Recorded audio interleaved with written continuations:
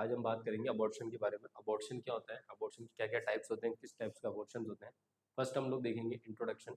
Introduction में हम लोग देखेंगे कि इंट्रोडक्शन में होता है क्या है, अबॉर्शन की परिभाषा क्या होती है। गर्भावस्था के दौरान रक्त स्त्राव होने में विकासशील भ्रूण के नष्ट हो जाने से अबॉर्शन की स्थिति उत्पन्न होती है। क्या होता है कि गर्भ प्रेगनेंसी के दौरान किसी प्रकार का डिस्चार्ज हो गया, ब्लीडिंग हो गई, रक्त स्त्राव हो गया, ब्लीडिंग वगैरह हो गई, और इसके अलावा जो विकासशील जो भ्रूण है, अंदर जो भ्रूण विकास विकास हो रहा है, जिस भ्रूण का विकास हो रहा है वो किसी कारणवश नष्ट हो गया, तो उसको क्या बोलेंगे, अबॉर्शन की स्थिति उत्पन्न हो जाती है। ठीक है। अब इसकी परिभाषा क्या है कि 22 सप्ताह पूर्व के गर्भावधि के 22 सप्ताह से पहले किसी कारणवश जो जीवित जो भ्रूण है वो क्या, किसी जीवित भ्रूण जो है वो क्या हो जाता है, एकदम से एक्सपेल्ड आउट हो जाता है। कंसेप्शन प्रोडक्ट है वो एकदम से क्या हो जाता है, एक्सपेल्ड आउट हो जाता है किसी कारणवश। तो उस स्थिति को क्या बोलते हैं, अबॉर्शन, अबॉर्शन कहते हैं। ठीक है। आज अबॉर्शन कहते हैं, अबॉर्शन जो होता है वो कितने प्रकार का होता है, 2 टाइप्स का होता है। फर्स्ट में तो स्पॉन्टेनियस अबॉर्शन और इंड्यूस अबॉर्शन। स्पॉन्टेनियस अबॉर्शन का मतलब अचानक होने वाला, स्वतः होने वाला अबॉर्शन, और इंड्यूस अबॉर्शन का मतलब जानबूझ के कराया जाने वाला अबॉर्शन।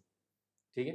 ये सबसे पहले वो लिखेंगे हम लोग स्पॉन्टेनियस अबॉर्शन, जिसे स्वतः अबॉर्शन के नाम से भी जाना जाता है। इस प्रकार के अबॉर्शन को स्वतः अबॉर्शन भी कहते हैं, क्योंकि इसमें विकासशील स्वतः वायबल अवस्था प्राप्त करने से पूर्व क्या हो जाता है, मर जाता है। इस अवस्था में क्या होता है, इस अबॉर्शन में क्या होता है कि जो इस प्रकार के अबॉर्शन, स्पॉन्टेनियस अबॉर्शन में क्या होता है, जो क्या होता है कि भ्रूण जो होता है ना, विकासशील भ्रूण होता है, वो अपनी वायबल पीरियड पूरा नहीं कर पाता, उससे पहले क्या हो जाता है, वो डेथ हो जाती है उसकी। ठीक है। तो वो क्या कहलाता है, स्पॉन्टेनियस अबॉर्शन। किसी कारणवश हो जाना ना, किसी कारणवश ही होता है। ठीक है। अब स्पॉन्टेनियस अबॉर्शन भी जो होता है ना, वो भी दो तरह के होते हैं, आइसोलेटेड स्पॉर्डियक और रिकरेंट अबॉर्शन। ठीक है। आइसोलेटेड स्पॉर्डियक के अंदर क्या होता है, इसमें अबॉर्शन जो होता है एक बार ही होता है। क्या होता है, एक बार ही होता है। रिकरेंट अबॉर्शन में क्या होता है कि इसमें अबॉर्शन जो कहता है बार बार होने वाली प्रक्रिया होती है, वो रिकरेंट अबॉर्शन कहलाती है। रिकरेंट अबॉर्शन जो होते हैं वो कितने प्रकार के होते हैं, इसमें देखो रिकरेंट अबॉर्शन बहुत प्रकार के, थ्रेटेंड अबॉर्शन है, इनविटेबल अबॉर्शन, कंप्लीट अबॉर्शन है, इनकम्प्लीट अबॉर्शन है, मिस्ड अबॉर्शन और सेप्टिक अबॉर्शन होता है। आया समझ में, क्लियर। सबसे पहले हम, फिर उसके बाद हम देखेंगे इंड्यूस अबॉर्शन। हमने पहले स्पॉन्टेनियस अबॉर्शन देख लिया, अब देखेंगे हम लोग इंड्यूस अबॉर्शन।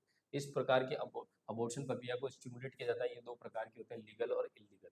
ठीक है। लीगल जो होता है वो कानूनी रूप से स्वीकृत जो अबॉर्शन होता है, जो कानूनी रूप से जो दिया जाता है स्वीकृत अबॉर्शन होता है, वो क्या होता है, लीगल अबॉर्शन होता है, जिसके अंदर कानूनी रूप से पूरी तौर से डॉक्टर प्रिस्क्रिप्शन के द्वारा, डॉक्टर के द्वारा, ठीक है, किसी कारणवश देना है, ठीक है, और डॉक्टर द्वारा जो कराया जाता है वो लीगल अबॉर्शन। इलीगल अबॉर्शन जो होता है, गैर कानूनी ढंग से जो कराया जाने वाला अबॉर्शन होता है, वो क्या कहलाता है, इलीगल अबॉर्शन कहलाता है। और इस अबॉर्शन के अंदर, इलीगल अबॉर्शन का मतलब क्या है कि इन्फेक्शन होने के चांसेस, संक्रमण होने के चांसेस बहुत ज्यादा रहते हैं। इस वजह से इसको सेप्टिक अबॉर्शन के नाम से भी जाना जाता है, इलीगल अबॉर्शन को। आगे समझ में, क्लियर। अब देखेंगे आप अबॉर्शन होने के क्या क्या कारण हो सकते हैं। अबॉर्शन जो होता है जेनेटिक कॉजेस के कारण हो सकता है, हार्मोनल परिवर्तन के कारण हो सकता है, एनाटॉमिकल एब्नॉर्मलिटीज यानी यूट्रस के अंदर या किसी भी बॉडी जो पार्ट है आपका, रिप्रोडक्टिव सिस्टम से रिलेटेड पार्ट है, उसके अंदर किसी प्रकार का जो एबनॉर्मलिटी होगी, उसकी वजह से भी क्या, एनाटॉमिकल एबनॉर्मलिटी है उसकी वजह से भी क्या हो सकता है, अबॉर्शन हो सकता है। संक्रमण के कारण भी हो सकता है, रोग प्रतिरोधक संबंधित कारण के कारण भी हो सकता है, और मैटरनल डिजीज के कारण भी क्या हो सकता है, आपके अबॉर्शन हो सकता है।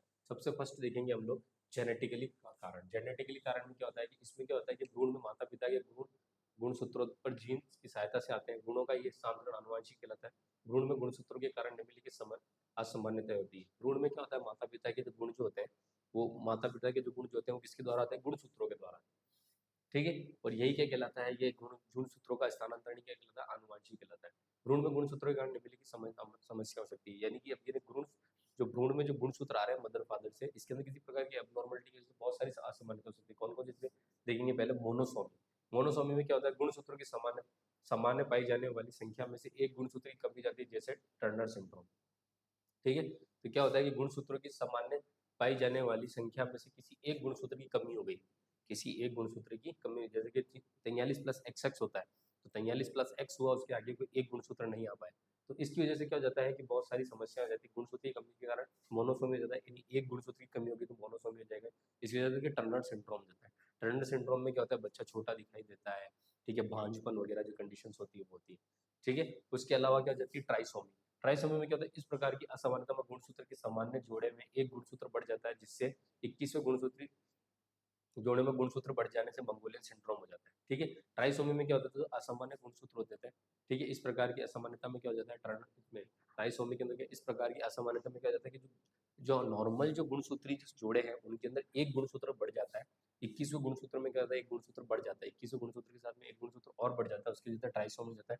इसकी वजह से क्या देखने को मिलता है, मंगोलियन सिंड्रोम देखने को मिलता है। क्या देखने को मिलता है, मंगोलियन सिंड्रोम देखने को मिलता है। इस तरह का जो बच्चा होता है वो क्या होता है कि अबौधिक होता है, नहीं जिसके अंदर बुद्धि का विकास नहीं होता है, किसी चीज़ को सीख नहीं पाता है आसानी से, सिर चपटा वगैरह होता है, सिर चपटा होता है, क्या बोलते हैं, सिर बहुत बड़ा होता है, सिर चपटा भी होता है, सिर बहुत बड़ा होता है, ठीक है, जबान मोटी होती है, बोलने में आसानी नहीं होती है, बोल नहीं पाता है आसानी से, दिल में छेद वगैरह होता है, वो मंगोलियन सिंड्रोम में देखने को मिलता है। आया समझ में? पॉली पॉलीप्लॉइड, ठीक है, पॉलीप्लॉइड में क्या होता है, गुणसूत्र की संख्या में असामान्य परिवर्तन होना, जैसे 4 गुना 3 गुना हो जाना, वो क्या कहलाता है, पॉलीप्लॉइड कंडीशन कहलाती है। ये भी जेनेटिकल कॉजेज के अंदर ही है, पॉलीप्लॉइड भी। ये सभी चीजें जो होती है जेनेटिकल कॉजेज, जो माता पिता से मिलने वाले गुणसूत्र, उनके अंदर किसी प्रकार की अबनॉर्मलिटीज होने वाले हैं, ठीक है।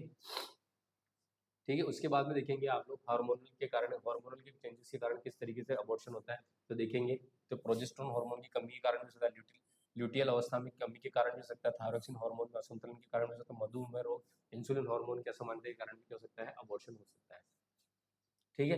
एनाटॉमिकल चेंजेस के कारण भी हो सकता है, सर्वाइकल इनकम्पिटेंसी जैसे हो सकता है, गर्भाशय में जन्मजात विकृति के कारण भी हो सकता है, अंतर गर्भाशय आयतन में कमी के कारण भी हो सकता है, अपरा में संवहन भाग में कमी के कारण भी कह सकता है अबॉर्शन देखने को मिल सकता है, गर्भाशय फाइब्रोइड के कारण भी अबॉर्शन देखने को मिलता है, और अंदर गर्भाशय एडहेंस के कारण भी, अंतर गर्भाशय एडहेंस के कारण भी क्या देखने को मिलता है, अबॉर्शन देखने को मिलता है। संक्रमण के कारण भी कैसे, संक्रमण के कारण किस तरीके से, परिजीवी संक्रमण जैसे मलेरिया, टॉक्सोप्लाज्मा वगैरह, इनकी वजह से भी हो सकता है, जीवाणु संक्रमण की जैसे ब्रुसेला है, स्पाइरोचिट है, इसकी वजह से भी देखने को मिलता है, विषाणु जनित संक्रमण जैसे रूबेला है, साइटोमेगालो वायरस है, वैक्सीनिया है, इनके द्वारा भी क्या देखने को मिलता है, संक्रमण के कारण भी क्या देखने को मिलता है, अबॉर्शन देखने को मिलता है, ठीक है। रोग के कारण भी देखने को मिलता है, तो प्रतिरोधकता संबंधी असामान्यता, जिसके निम्नलिखित 2 प्रकार के रोगों को सम्मिलित किया जाता है, ठीक है, एक तो ऑटो इम्यूनिटी और एक all alloy immunity, immune disease, ठीक है। इसमें किसी सर्व प्रतिरोधी, इस रोग में शरीर में स्वयं के उत्तकों को विरुद्ध एंटीवायरस का निर्माण हो जाता है, स्वयं के शारीरिक उत्तकों को नष्ट कर देता है। इसमें क्या होता है कि रोग के अंदर क्या होता है कि इसके अंदर ऑटो इम्यूनिटी बनती है, इसके अंदर क्या होता है, जो शरीर में जो रोग है वो क्या करता है, अपने ही उत्तकों के प्रति जो होता है, रोग में शरीर में स्वयं के उत्तकों को विरुद्ध एंटीवायरस का निर्माण हो जाता है, जो उत्तक अपने ही शरीर के जो उत्तक है, ऑटो इम्यूनिटी डिजीज के अंदर क्या होता है, स्वतः प्रतिरोधकता में क्या होता है कि जो अपने ही ऑर्गन है उनके ही विरुद्ध क्या चला जाता है, वो चला जाता है अपने विरुद्ध के अपने ही ऑर्गन के विरुद्ध क्या मतलब एंटीवायरस का फॉर्मेशन होने लग जाता है, और उत्तकों का तोड़ने लग जाता है, इस प्रकार को ऑटो इम्यूनिटी कहते हैं। और एलो इम्यूनी रोग डिजीज क्या होती है, इसके अंतर्गत बाह्य एंटीजन के विरुद्ध रक्त में एंटीबॉडी का निर्माण नहीं होता, तो शिशु के शारीरिक उत्तक बाह्य एंटीजन को नष्ट करने लग जाता है। इसके अंदर क्या होता है कि बाह्य एंटीजन होते हैं, ठीक है, विरुद्ध उनके बाद क्या होता है, जो बाहर से जो अंदर एंटीजन आ रहे हैं उनके प्रति बॉडी के अंदर क्या होता है, एंटीबॉडीज का फॉर्मेशन नहीं होता है, इसकी वजह से क्या होता है, शिशु के जो शारीरिक उत्तक वगैरह है वो क्या जाता है, नष्ट हो जाते हैं, ठीक है। इस वजह से ऑलो इम्यूनी डिजीज के कारण भी क्या जाता है, अबॉर्शन होता है। यानी कि अबॉर्शन दो एक बीमारी के कारण भी हो सकते हैं, बीमारी के अंदर भी रोग के कारण भी हो सकते हैं, यानी कि ऑटो इम्यूनिटी के कारण भी और ऑलो इम्यूनिटी के कारण भी। ऑटो इम्यूनिटी में क्या होगा कि जो स्वयं खुद की टिश्यू के अगेंस्ट जाकर के एंटीवायरस का निर्माण हो जाता है, जिससे क्या है कि अंदर के टिश्यू खुद ही डैमेज होने लग जाएंगे, तो उसकी वजह से भी हो सकता है अबॉर्शन। और ऑलो इम्यूनिटी के अंदर क्या होता है कि बाहर से आने वाला जो एंटीजन उसके विरुद्ध बॉडी क्या हो जाती है, एंटीबॉडीज का फॉर्मेशन करती नहीं है, तो वो क्या करते हैं, जो एंटीजन आते हैं बाहर से वो क्या करते हैं, अंदर वाले टिश्यू को डैमेज कर देते हैं, बच्चे को भी डैमेज कर देते हैं, ठीक है। तो रोग के कारण भी हो सकता है, ठीक है। मात्रा तो रोग के कारण भी हो सकता है, माँ को हृदय रोग होने की स्थिति में भी हो सकता है, मधुमेह रोग होने की स्थिति में, नेफ्रॉन संबंधी रोग है माँ के अंदर तो भी हो सकता है, एनीमिया है माँ के अंदर, कुपोषण है, इसके वजह से भी क्या होता है, अबॉर्शन हो जाता है, ठीक है। क्लियर है। अन्य कारण भी हो सकते हैं, अन्य कारण की जैसे भी क्या होता है, अबॉर्शन में माता द्वारा मदिरा पान का सेवन करती है, मदर जो होती है शराब वगैरह का सेवन करती है, उसकी जब माता द्वारा स्मोकिंग करती है तो उसकी जैसे भी होता है, अधिक आयु में गर्भधारण करती है माँ तो भी अबॉर्शन होने के चांस, कैंसर की औषधियों का उपयोग कर रही है मदर तो भी अबॉर्शन होगा, और गर्भावस्था के दौरान अत्यधिक रेडिएशन के संपर्क में रहती है मदर तो भी क्या हो जाएगा, ऑटो अबॉर्शन होने के चांसेस पूरे जाते हैं, ठीक है। साइन एंड सिम्टम्स क्या क्या देखने को मिलते हैं अबॉर्शन के अंदर, देखेंगे योनि से हल्के लाल रंग का रक्तस्राव देखने को मिलेगा, उधर के निचले भाग में पीड़ा, सामान्यतः पीड़ा पीठ में दर्द के कारण होती है, ठीक है, रक्तस्राव देखने को मिलेगा, इंटरनल लॉस से होता है, एमनोरिया की अवधि के समान गर्भाशय का आकार देखने को मिलेगा, ठीक है। इसके लिए इन्वेस्टिगेशन क्या कराओगे आप, ABO RH वगैरह, हीमोग्लोबिन वगैरह चेक करेंगे, यूरिन का परीक्षण करेंगे, और SCG का हार्मोन का परीक्षण करेंगे इन्वेस्टिगेशन में। ट्रीटमेंट क्या दोगे, रोगी को पर्याप्त मात्रा में आराम प्रदान करेंगे, पीड़ानाशक औषधि का उपयोग करेंगे, निंद्रा कारक औषधि का उपयोग करेंगे, रोगी को वल्वल पैड्स का उपयोग करने की सलाह देंगे, अधिक रक्तस्राव की स्थिति में चिकित्सक को सूचित करेंगे, जैविक चिन्हों जैसे नाड़ी दर, ताप, रक्तस्राव आदि का अवलोकन करेंगे मैनेजमेंट में, ठीक है। ट्रीटमेंट के अंदर डिस्चार्ज से होने वाले रोगी को कम से कम 2 सप्ताह के लिए आराम करने की सलाह भी देंगे, ठीक है, यदि अबॉर्शन वाले को। उसके बाद में हम लोग देखेंगे inevitable abortion. Inevitable abortion first देखेंगे हम लोग, इनविटेबल अबॉर्शन इस प्रकार के अबॉर्शन में, इस अबॉर्शन की प्रक्रिया ऐसी अवस्था तक पहुंच जाती है कि अबॉर्शन को टाला नहीं जा सकता, इसके अंदर क्या जाता है, ऐसी अवस्था है ये जिसके अंदर अबॉर्शन ऐसी कंडीशन में पहुंच चुका है इनविटेबल अबॉर्शन के अंदर कि अबॉर्शन ऐसी कंडीशन तक पहुंच जाता है जहाँ पे उसको अबॉर्शन को रोकना असंभव है, तो वो क्या कहलाता है, इनविटेबल अबॉर्शन कहलाता है। इसके साइन एंड सिम्टम्स क्या देखने को मिलते हैं, रोगी द्वारा रक्तस्राव, योनि के द्वारा रक्तस्राव होता है, ठीक है, उदर के निचले वाले खंड में पीड़ा होती है जो कि बहुत कॉलिक प्रकृति की होती है, बहुत पैनिक वाली होती है, रक्त की हानि के कारण महिला की शारीरिक रूप से कमजोर हो जाती है, और आंतरिक परीक्षण के दौरान जो है इंटरनल ओव्स किया जाता है वो विस्तारित हो जाता है, डायलेट हो जाता है, ठीक है। मैनेजमेंट क्या करेंगे, मिथार्जिन के उपयोग द्वारा रक्तस्राव को नियंत्रित करेंगे, शोक के उपचार है तो क्या करेंगे, इंट्रावेनस थेरेपी का उपयोग करेंगे, डायलिटेशन एंड इवैक्यूएशन द्वारा सक्रिय उपचार करेंगे, गर्भाशय संकुचन को बढ़ाने के लिए ऑक्सीटोसिन का उपयोग करेंगे, ठीक है। कंप्लीट अबॉर्शन किसे कहते हैं, इस प्रकार के अबॉर्शन की प्रक्रिया में निषेचन से बना उत्पाद मांस के रूप में एक्सपेल्ड हो जाता है, कंप्लीट रूप से क्या हो जाता है, एक्सपेल्ड हो जाता है, वो क्या कहलाता है, कंप्लीट अबॉर्शन कहलाता है। इस अबॉर्शन में क्या होता है कि निषेचन उत्पाद जितना भी था, कंसेप्शन पार्ट जो था वो सभी क्या हो जाएगा, बाहर की तरफ निकल जाएगा, कंप्लीटली बाहर की तरफ निकल जाएगा, वो क्या कहलाएगा, कंप्लीट अबॉर्शन कहलाएगा। इसमें साइन एंड सिम्टम्स क्या देखने को मिलेंगे, अब अबॉर्शन की प्रक्रिया समाप्त होने पर उदरीय पीड़ा भी कम हो जाएगी, योनि से रक्तस्राव भी कम हो जाएगा, आंतरिक परीक्षण के दौरान देखेंगे तो कुछ देखने को अंदर खाली एम्पिटी यूट्रस मिलेगा, गर्भाशय का आकार जो होगा एमनोरिया की अवधि से कम हो जाएगा, सर्वाइकल लॉस भी क्या हो जाएंगे, बंद हो जाएंगे, क्लियर है। उसके बाद में देखेंगे इसका मैनेजमेंट किस तरीके से करेंगे हम लोग, डायलिटेशन इवैक्यूएशन द्वारा निषेचित उत्पाद का एक्सपेल्शन किया जाता है, ट्रांसवेजाइनल सोनोग्राफी का उपयोग किया जाता है, ठीक है। उसके बाद हम देखेंगे हम लोग इनकम्प्लीट अबॉर्शन, इस प्रकार के अबॉर्शन की प्रक्रिया के दौरान निषेचन से बने उत्पाद कुछ मात्रा में तो यूट्रस में रह जाता है और कुछ मात्रा में क्या जाता है, बाहर की तरफ एक्सपेल्ड हो जाता है, यानी कि जो निषेचन उत्पाद था वो कुछ मात्रा के अंदर रह गया और कुछ मात्रा में बाहर की तरफ निकल गया, तो वो क्या कहलाता है, इनकम्प्लीट अबॉर्शन कहलाता है, कुछ पार्ट अंदर रह गया कुछ पार्ट बाहर, वो इनकम्प्लीट अबॉर्शन कहलाता है, ठीक है। साइन एंड सिम्टम्स क्या देखने को मिलेंगे, उधर के निचले भाग में पीड़ा होगी, तब पीड़ा जो होगी वो क्या होगी, कॉलिक प्रकार की होगी, योनि से रक्तस्राव होगा और गर्भाशय का आकार अम्नोरिया की अवधि से क्या हो जाएगा, कम हो जाता है, ठीक है। मैनेजमेंट देखेंगे, एनेस्थीसिया के उपयोग द्वारा डायलिटेशन इवैक्यूएशन की प्रोसेस करनी है आपको, ठीक है। ओवम फोर्सेप के उपयोग द्वारा कंसेप्शन के उत्पाद को बाहर निकालना है, ठीक है। ये कौन सी है, इनकम्प्लीट अबॉर्शन के अंदर, ठीक है। उसके बाद में हम लोग देखेंगे मिस्ड अबॉर्शन, मिस्ड अबॉर्शन क्या कहते हैं, इस प्रकार के अबॉर्शन को मिसकैरेज भी कहा जाता है, इसमें भ्रूण गर्भ में मृत अवस्था में पड़ा रहता है। मिस्ड अबॉर्शन में क्या होता है कि जो क्या होता है, इस अबॉर्शन में क्या होता है कि इस प्रकार के अबॉर्शन में इसको क्या कहा जाता है, मिसकैरेज के नाम से भी जाना जाता है। इसमें क्या होता है, भ्रूण जो होता है वो गर्भ के अंदर मृत अवस्था के अंदर ही पड़ा रहता है, यूट्रस के अंदर क्या हो जाता है, मृत अवस्था के अंदर ही पड़ा रहता है, क्या कहलाता है, मिस्ड अबॉर्शन कहलाता है, क्लियर है। साइन एंड सिम्टम्स क्या क्या देखने को मिलेंगे इसमें, योनि से भूरे रंग का द्रव पदार्थ स्रावित होता है, गर्भाशय के लक्षण समाप्त हो जाते हैं, ठीक है। स्तन में गर्भावस्था के दौरान हुए परिवर्तन पुनः गर्भावस्था से पहले की स्थिति में आ जाते हैं, ठीक है। भ्रूणीय हृदय ध्वनि जो होती है वो अनुपस्थित होती है, गर्भावस्था के कंफर्मेशन हेतु किए जाने वाले टेस्ट नेगेटिव प्राप्त होते हैं, आया समझ में, यानी प्रेगनेंसी के लिए जो भी टेस्ट किए जाते हैं वो सब क्या हो जाएंगे, नेगेटिव हो जाएंगे, ठीक है। उसके अलावा क्या होगा, इसका मैनेजमेंट किस तरीके से करेंगे आप लोग, यदि गर्भावस्था को 12 सप्ताह पूर्ण हुए हैं तो अबॉर्शन के उपचार है तो वेजाइनल इवैक्यूएशन द्वारा, ठीक है, क्या करना है आपको, उपयोग करके क्या करना है, प्रेगनेंसी को बिल्कुल खत्म करना है। यदि गर्भावस्था को 12 सप्ताह पूर्ण हो चुके हैं तो ऑक्सीटोसिन या प्रोस्टाग्लैंडिन का यूज करके क्या करना है, उपचार करना है, प्रेगनेंसी को खत्म कर देना है, क्लियर। उसके बाद देखेंगे सेप्टिक अबॉर्शन, यदि किसी प्रकार के अबॉर्शन में संक्रमण के लक्षण उपस्थित होते हैं तो क्या कहते हैं, सेप्टिक अबॉर्शन कहते हैं, यानी कोई ऐसा अबॉर्शन है जिसके अंदर क्या है, इन्फेक्शन देखने को मिल रहा है, संक्रमण देखने को मिल रहा है, तो क्या कहलाता है, सेप्टिक अबॉर्शन कहलाता है। किस किस कारण से सेप्टिक अबॉर्शन होता है, देखो, जवान में संक्रमण के कारण होता है, विषाणु के कारण भी होता है, ठीक है, जन्म नाल में किसी प्रकार की इंजरी की स्थिति में भी होता है, पूर्ण इवैक्यूएशन प्रक्रिया के कारण भी होता है, जीवाणु संक्रमण के कारण भी होता है, विषाणु संक्रमण के कारण भी होता है, जन्म नाल में किसी प्रकार की इंजरी होने के कारण भी होता है, पूर्ण इवैक्यूएशन के कारण भी होता है, अबॉर्शन प्रक्रिया के दौरान विसंक्रमण विधियों का उपयोग करने के कारण भी सेप्टिक अबॉर्शन देखने को मिलता है।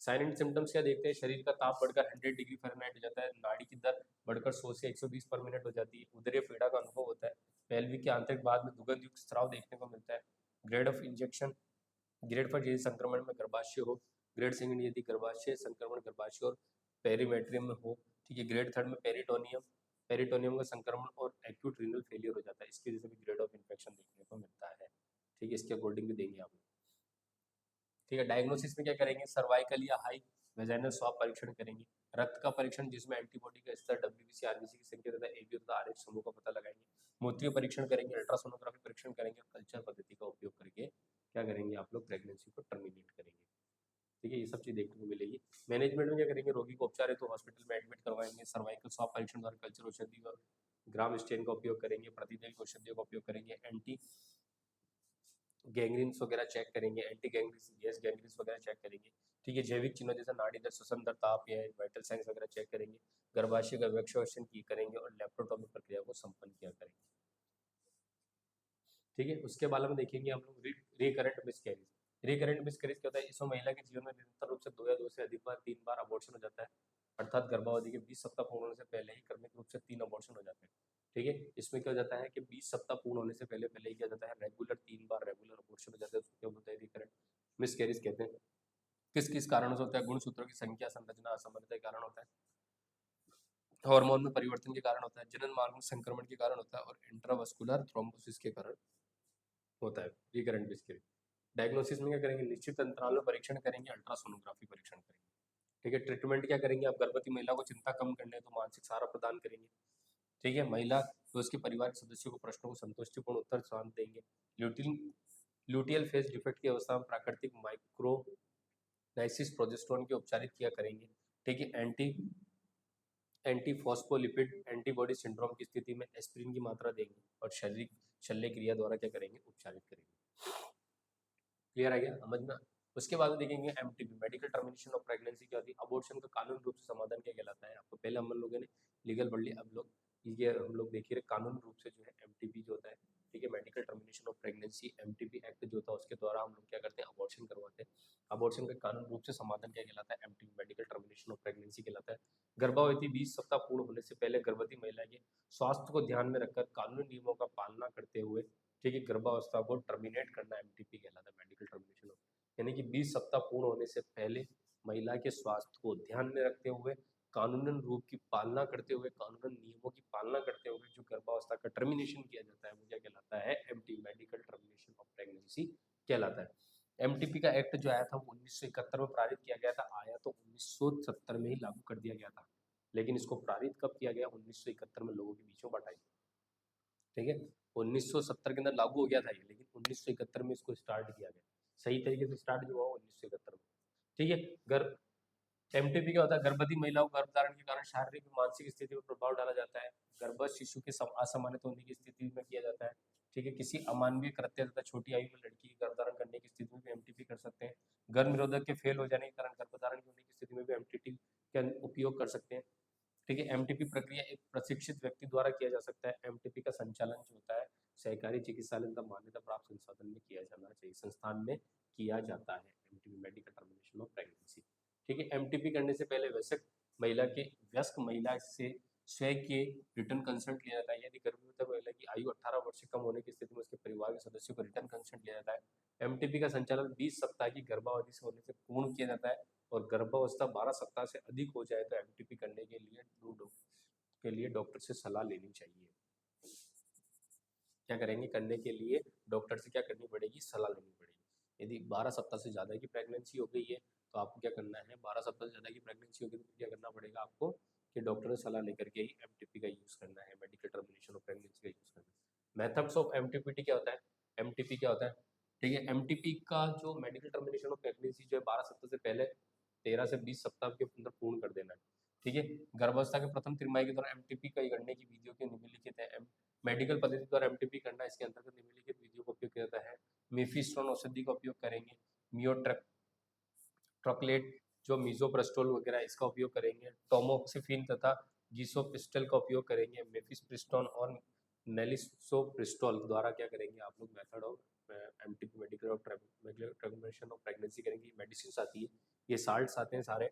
ठीक है, ये जो आपकी जो एमटीपी करने के लिए जो मेडिसिन आती है, एंटीपिल्स वगैरह आती है, उसके अंदर ये सभी तरह के साल्ट्स आते हैं। इन औषधि का उपयोग करके भी हम लोग क्या करते हैं? मेडिकल टर्मिनेशन ऑफ प्रेगनेंसी करते हैं। सर्जिकल पद्धति द्वारा क्या करेंगे? सर्जिकल पद्धति में वही है, डीएनसी एंड डीएनडी वाला प्रोसीजर को करके आप कर सकते हैं। ठीक है, डायलिटेशन एंड इवैक्यूएशन द्वारा भी कर सकते हैं, डीएनसी डायलिटेशन एंड, ठीक है, डायलिटेशन एंड इवैक्यूएशन जो प्रोसेस द्वारा, इसका उपयोग रैपिड विधि के द्वारा भी, धीमी विधि द्वारा उपयोग भी किया सकता है और मैनुअल वैक्यूम एस्पिरेशन के द्वारा भी आप क्या कर सकते हैं? अबॉर्शन कर सकते हैं। इसलिए एमटीपी कर सकते हैं, मेडिकल टर्मिनेशन। गर्भावस्था की द्वितीय तिमाही के दौरान अबॉर्शन करने के लिए निम्नलिखित विधियों का उपयोग किया जाता है। ठीक है, द्वितीय तिमाही है, द्वितीय तिमाही के अंदर सेकंड ट्राइमेस्टर के अंदर क्या क्या करना पड़ेगा आपको? कि अबॉर्शन करना है तो कौन कौन सी प्रोसेस को देखना पड़ेगा? डायलिटेशन, इवैक्यूएशन द्वारा भी कर सकते हो, ऑक्सीटोसिन की हाई डोज के द्वारा भी कर सकते हो, एब्डोमिनल हिस्टेक्टोमी के द्वारा भी कर सकते हो और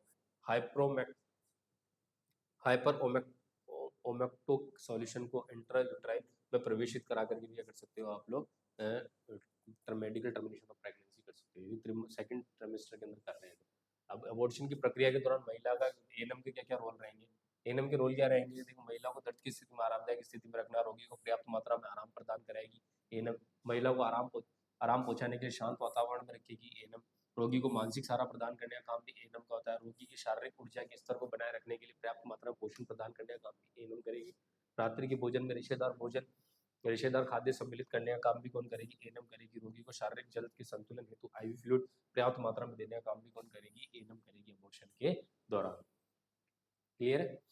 उसके अलावा क्या करेगी? रोगी का इंटेक आउटपुट चार्ट मेंटेन करने का काम भी एएनएम का होता है। रोगी को फलों का रस देने का काम भी एएनएम करेगी। ठीक है। संक्रमण के उपचार हेतु प्रतिदिन औषधियों का उपयोग करने का काम भी कौन करेगी? एएनएम करेगी, उनको समझाएगी। रोगी की केयर की तरह उपयोग में ली जाने वाले सामान को विसंक्रमित रूप से उपयोग में ले जाना चाहिए, उसके बारे में समझाएगी। सर्वसम्मत व्यक्ति से रोगी को प्रसारित होने से रोकना, ताकि रोगी को किसी प्रकार के जैविक चिन्हों का आकलन भी करना। ठीक है। तो रोगी को क्या होता है, सर्वसम्मत व्यक्ति जो होते हैं इन्फेक्शन वगैरह ना हो इसके उसको रोकने का काम भी एएनएम करेगी। उसके अलावा रोगी के जैविक चिन्हों का आकलन करने का काम भी एएनएम करेगी। रोगी की शारीरिक स्वास्थ्य की देखभाल करने का काम भी कौन करती है? एएनएम करती है। Personal hygiene maintain. रोगी को स्वास्थ्य शिक्षा देखरेख हेतु हेल्थ एजुकेशन प्रोवाइड करने का काम भी कौन करता है? एएनएम करती है अबॉर्शन के दौरान। क्लियर है? उसके बाद में देखेंगे हम लोग care of women, WHO head abortion and role of ANM. गर्भपात के बाद महिलाओं को दी जाने वाली केयर में निम्नलिखित उद्देश्य होते हैं। गर्भपात हो गया, अबॉर्शन हो गया, उसके बाद महिलाओं को दी जाने वाली केयर में निम्नलिखित उद्देश्य होते हैं। कौन कौन से उद्देश्य होंगे तो देखेंगे हम लोग। उद्देश्य होंगे शारीरिक पीड़ा को कम करना, महिला की चिंता को कम करना, महिला की शारीरिक स्थिति को कम करना। यदि अबॉर्शन हो गया उसके बाद बहुत सारी ये प्रोसेस है, इनको सब चीज़ों को क्या करनी है? आपको कम करनी। महिला के पोषण स्तर की देखभाल करना। ठीक है। महिला की शारीरिक दरों का संतुलन रखना, महिला को संक्रमण से बचाना, गर्भपात के कारण होने वाली जटिलता की रोकथाम करना, महिला की शारीरिक स्वस्थता की देखभाल करना, स्वास्थ्य शिक्षा प्रदान करना, सब उसके ऑब्जेक्टिव उद्देश्य होंगे। ठीक है। नर्सिंग प्रबंधन में क्या करेंगे? शारीरिक पीड़ा को कम करने तो गर्भपात के पश्चात महिला को आरामदायक स्थिति में रखेंगे। डॉक्टर के परामर्श अनुसार एनाल्जेसिक औषधियां देंगे। रोगी को ध्यान बांटने के लिए डाइवर्जन टेक्निक का उपयोग करेंगे। रोगी की चिंता के स्तर को कम करने तो मानसिक सहारा प्रदान करेंगे। रोगी को रोग से संबंधित प्रश्नों की संतुष्टिपूर्ण उत्तर देंगे। रोगी के लिए कोई भी नर्सिंग प्रक्रिया करने से पूर्व उसे संपूर्ण प्रक्रिया के संबंध में जानकारी देंगे नर्सिंग प्रबंधन में। ठीक है। शल्य क्रिया से पहले रोगी के रिटर्न कंसेंट वगैरह लेंगे। कोई भी शल्य क्रिया सर्जिकल प्रोसेस वगैरह करते हैं तो उससे पहले क्या करेंगे? आप लोग रोगी से रिटर्न कंसेंट में हर चीज को बताएंगे। ठीक है। इसके अलावा क्या करेंगे? रोगी को मनोरंजन के साधनों की सुविधा उपलब्ध करवाएंगे। रोगी शरीर को आराम देने के लिए रोगी को पर्याप्त मात्रा में आराम करने की सलाह देंगे। रोगी को अधिक भारी चीजों को उठाने से मना करेंगे। रोगी को गर्भकाल के प्रथम तिमाही के दौरान सेक्सुअल इंटरकोर्स न करने की सलाह देंगे। रोगी को पर्याप्त मात्रा में सोने के लिए बोलेंगे और उसे शांत वातावरण में रखेंगे। नींद लेने के लिए सेडेटिव तथा फिनोबार्बिटोन का उपयोग करेंगे। रोगी को सपोर्टिव थेरेपी से उपचारित करेंगे। रोगी के शरीर की विभिन्न क्रियाविधि को संपन्न करने तो ऊर्जा की आवश्यकता होती है, जिसकी पूर्ति के लिए उसको क्या करेंगे? हाई कैलोरी युक्त भोजन प्रोवाइड करेंगे। ये सब अबॉर्शन के बाद की प्रोसेस है। ठीक है। उसके अलावा क्या करेंगे? रोगी के कब्ज को लेग्जेटिव द्वारा उपचार, यदि कॉन्स्टिपेशन की कंडीशन है तो लेग्जेटिव वगैरह देंगे उसको। ठीक है। रोगी को दिए जाने वाले भोजन उसकी पसंद के अनुसार देंगे। ठीक है। रोगी के शारीरिक दरों की मात्रा की नियमित हेतु पर्याप्त मात्रा में फ्लूइड देंगे। रोगी के इंटेक आउटपुट चार्ट को मेंटेन करेंगे। रोगी को पीने के लिए फलों का रस देंगे। रक्त स्त्राव की आपूर्ति है तो ब्लड ट्रांसफ्यूजन करेंगे। रक्त स्त्राव हुआ है तो उसकी पूर्ति के लिए क्या करेंगे? ब्लड ट्रांसफ्यूजन भी करेंगे। रोगी को संक्रमण से बचाने हैं तो प्रतिदेविक औषधियों का उपयोग करेंगे, जिसके लिए औषधि के लिए 5 राइट सिद्धांत की अनुपालना करते हुए आप लोग क्या करेंगे? औषधि प्रिस्क्राइब करेंगे, औषधि पेशेंट को देंगे। ठीक है। 5 right patient, right drug, right route, right time वगैरह इनका यूज करेंगे। ठीक है। ठीक है। उसके बाद देखेंगे आर सही रोगी की पता लगाने के बाद में डॉक्टर की स्लिप नाम पढ़कर रोगी को उसके नाम से बुलाया जाता है। एक आर का मतलब होता है औषधि। डॉक्टर की पर्ची पढ़कर ड्रग के सही नाम को पता लगाकर उसी ड्रग को रोगी को देते हैं। राइट रूट का मतलब होता है ड्रग देने से पहले उपयुक्त विधि का उपयोग किया जाता है, जिससे ओरल मेथड, इंट्रामस्कुलर आदि। ठीक है। राइट डोज का मतलब होता है परामर्श, डॉक्टर के परामर्श के अनुसार ड्रग्स की डोज कितनी देनी है उसके बारे में बताएंगे। और राइट टाइम का मतलब है कि जिस टाइम पे देनी है उस टाइम के अकॉर्डिंग आपको ड्रग प्रोवाइड करनी है। ठीक है। उसके अलावा क्या करेंगे? रोगी को उपचार है तो उपयोग में लिए जाने वाले उपकरणों का विसंक्रमण करेंगे बराबर बार में। क्या करेंगे? उसको एंटीसेप्टिक सॉल्यूशंस वगैरह में या जो भी आप ऑटोक्लेव्स वगैरह करना है उसको करेंगे। अबॉर्शन और डायलिटेशन में इवैक्यूएशन का उपयोग उचित तकनीक द्वारा करेंगे। रोगी की नियमित पेरिनियल केयर करेंगे। रोगी के जैविक चिन्हों का नियमित अवलोकन करेंगे। ये सब नर्सिंग इंटरवेंशन है, नर्स द्वारा किए जाने। रोगी की शारीरिक स्वास्थ्य की देखभाल करेंगे। रोगी को स्वयं की देखभाल के संबंधित सूचना देंगे। रोगी को नियमित फॉलोअप के लिए देखभाल की सलाह देंगे और रोगी को शांत वातावरण में रखने रखने का काम करेंगे। ठीक है, ये सभी क्या है, अबॉर्शन के बाद में और अबॉर्शन के दौरान दी जाने वाली नर्सिंग इंटरवेंशन है। ठीक है,